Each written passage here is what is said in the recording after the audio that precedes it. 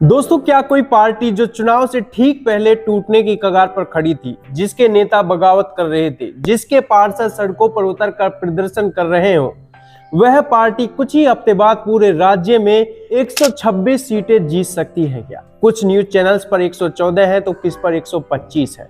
अगर आपका जवाब नहीं है तो ये वीडियो आपके लिए बहुत जरूरी है। आज हम बात कर रहे हैं असदुद्दीन ओवैसी की पार्टी AIMIM की, एक ऐसी पार्टी जिसने अंदरूनी कलह को हराकर इतिहास रच दिया। चुनाव से ठीक पहले AIMIM की हालत मजबूत नहीं बल्कि खतरनाक थी। सबसे बड़ा विवाद था टिकट वितरण। महाराष्ट्र में पार्टी के प्रदेश अध्यक्ष इम्तियाज जलील पर लगे आरोप की टिकट बांटते समय पुराने और जमीनी नेताओं को नजरअंदाज किया गया। छत्रपति संभाजी नगर औरंगाबाद में 20 से ज्यादा मौजूदा पार्षदों के टिकट काट दिए गए। नतीजा क्या हुआ?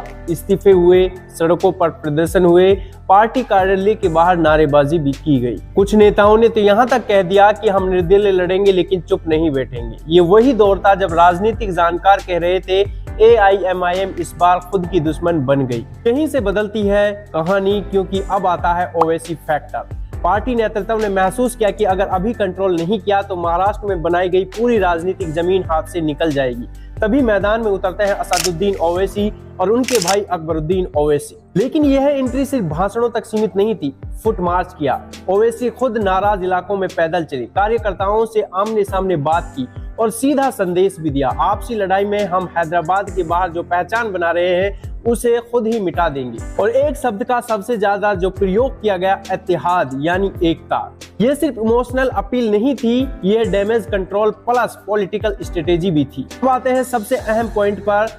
AIMIM पर सालों से एक टैग लगाया हुआ था कि यह सिर्फ मुसलमानों की पार्टी है। इस चुनाव में पार्टी ने इस सोच को जानबूझकर तोड़ने की कोशिश की, क्योंकि पार्टी ने हिंदू उम्मीदवार, दलित, आदिवासी, और चौंकाने वाली बात यह रही कि इनमें से कई उम्मीदवार जीत भी गए, खासकर मुंबई जैसे शहर में जहां AIMIM का असर पहले बहुत सीमित माना जाता था। यानी पार्टी ने सिर्फ वोट नहीं मांगे बल्कि एक नया वोट बेस भी बनाया। अब आते हैं रिजल्ट पर यानी नंबर्स पर, क्योंकि राजनीति में भावनाओं से ज्यादा आंकड़े बोलते हैं। AIMIM ने 126 सीटें जीती। कुछ न्यूज चैनल्स पर 125 हैं तो कुछ 114 बता रहे हैं। छत्रपति संभाजी नगर 33 सीटें, मालेगांव 21, नांदेड़ 14 सीटें, अमरावती 12 सीटें, धुले 10 सीटें, सोलापुर 8 सीटें, मुंबई BMC 8 सीटें। ये सबसे बड़ा ब्रेक थ्रू है।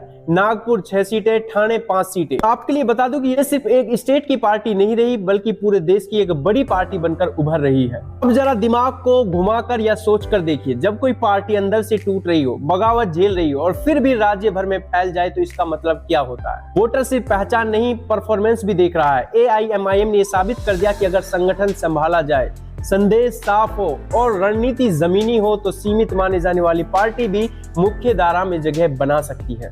तो दोस्तों, असदुद्दीन ओवैसी की पार्टी के बारे में आपका क्या कहना है? कमेंट करके जरूर बताएं और ऐसी वीडियोस के लिए मेवात दस्तक को सब्सक्राइब करें।